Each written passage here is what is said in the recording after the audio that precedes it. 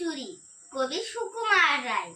Head অফিসের বড় বাবু লোকটি বড় শান্ত, তার যে এমন মাথার ব্যামো কেউ কখনো জানতো। দিব্যি ছিলেন খোশ মেজাজে, চেয়ারখানি চেপে একলা বসে ঝিমঝিমিয়ে হঠাৎ গেলেন খেপে।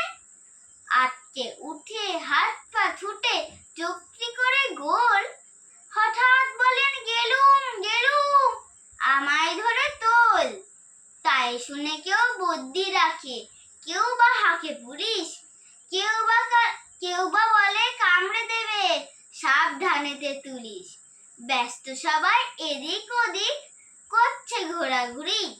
বাবু হাকিম, ওরে আমার গোঁফ গিয়েছে চুরি।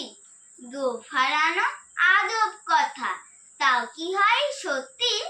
গোঁফ জোড়া তো তেমনি আছে, কমেনি এক রত্তি। সবাই তারে বুঝিয়ে বলে, সামনে ধরে আয় না, মোটেও গোঁফ হয়নি চুরি, কখনো তা হয় না। নমস্কার।